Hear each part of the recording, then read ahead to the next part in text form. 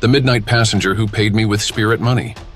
It was one of those nights where the rain seemed relentless, pouring down from the sky in thick sheets.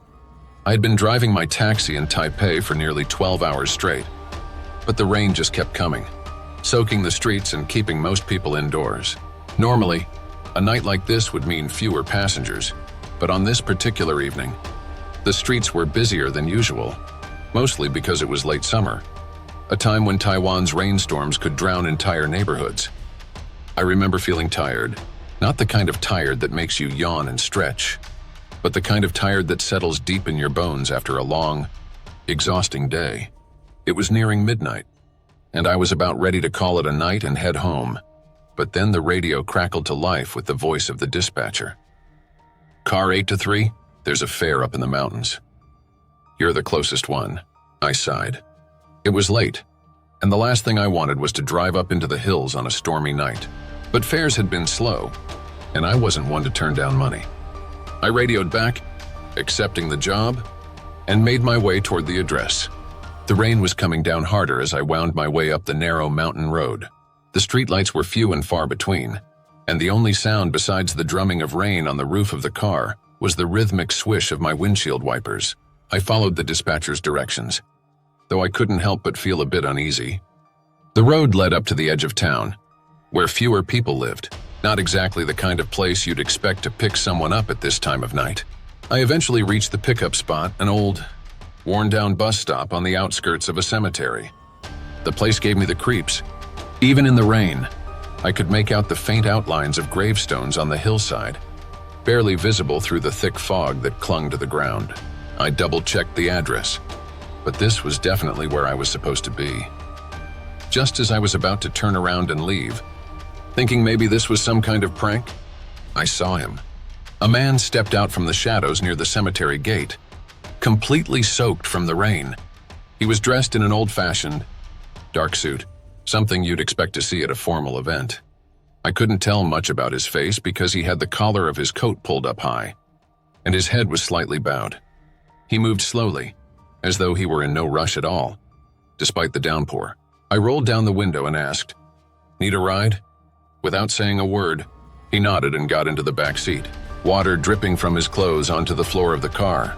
I was about to ask him where he was headed, but before I could, he spoke. "Take me to the center of town," he said, his voice low and barely audible above the sound of the rain. I nodded and pulled back onto the road, my mind already focused on getting back home as soon as possible.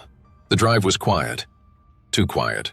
Normally, I'd try to strike up a conversation, especially during long trips like this, but there was something about this man that made me hesitate. Maybe it was the way he sat perfectly still in the back seat, not even adjusting his position or wiping the water from his face.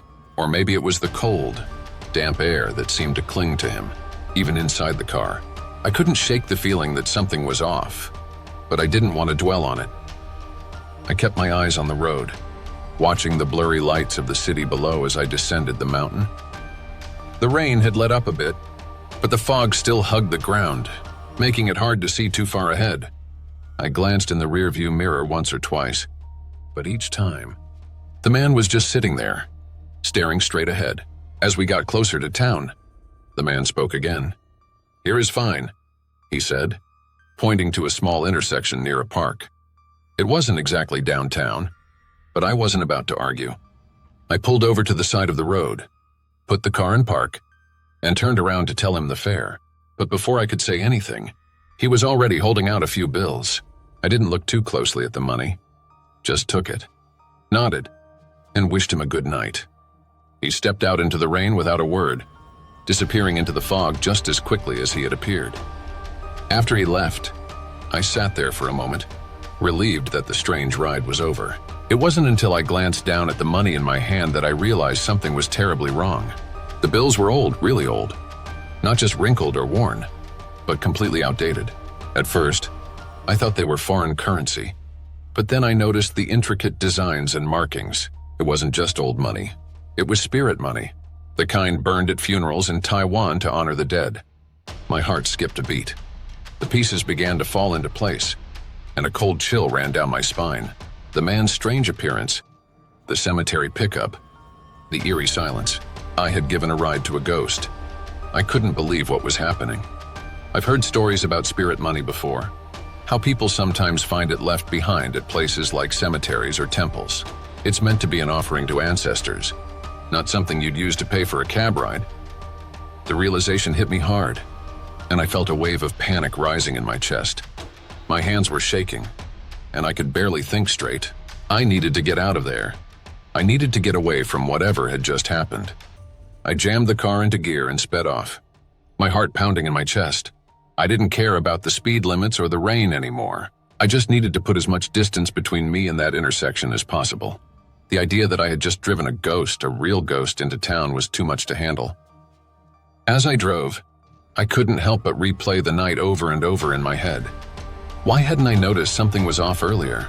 Why hadn't I looked closer at the money when he handed it to me? And most of all, who was that man? Was he a lost soul, wandering the earth in search of peace? Or was he something else entirely? Something darker? For days after that ride, I couldn't shake the feeling that I was being watched. Every time I got into my taxi, I half expected to see the man in the back seat again, sitting in silence, waiting for me to take him somewhere. I tried to brush it off as paranoia, but deep down, I knew that something had changed. That night wasn't just a one-time occurrence. It felt like the start of something, a doorway into a world I didn't understand. A world that had been right in front of me all along, but I'd never noticed. I began asking around, hoping that someone might have heard of similar stories. I didn't expect much, but to my surprise, I found out that I wasn't the only one. Other drivers had experienced similar things, picking up passengers late at night who disappeared without a trace, or receiving strange payments in the form of spirit money. There were even legends about certain roads in Taiwan, where it was said that ghosts would hitch rides with the living, trying to make their way to the afterlife. I wasn't sure if I believed all of it, but after my own experience, I wasn't exactly in a position to dismiss it either. The more I dug into the stories, the more I realized just how common this phenomenon was. Taxi drivers across Taiwan and in other parts of Asia, for that matter, had been sharing tales of ghost passengers for years. Some of these stories were passed down through generations, whispered in late-night gatherings over cups of tea or rice wine. One driver told me about how he picked up a woman late at night, drenched in rain, and drove her to an address that didn't exist. When they arrived, she handed him spirit money and walked into an empty field. Another spoke of driving an elderly man to a secluded alleyway, only to find that the man had vanished without a trace when they arrived. I was beginning to understand that this was more than just an isolated incident. This was part of a larger, unsettling pattern, one that tied into Taiwan's deeply rooted beliefs about the spirit world. In Taiwan, many believe that the spirits of the dead are still very much a part of the living world, especially those who died with unfinished business. These spirits, or hungry ghosts, are thought to wander the earth, looking for a way to complete whatever they left behind. And during the ghost month, a period in the lunar calendar when the boundary between the living and the dead is said to be thinnest, these spirits are especially active. I hadn't realized it at the time, but the night I picked up the ghost passenger had fallen right in the middle of ghost month.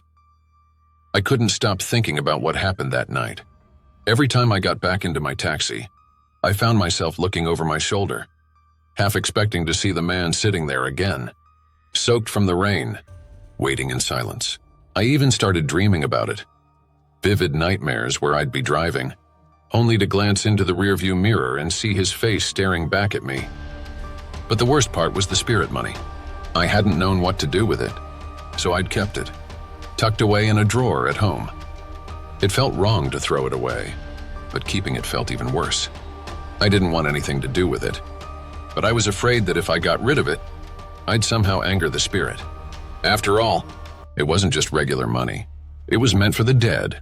One night, after yet another sleepless night spent tossing and turning, I decided to do something about it.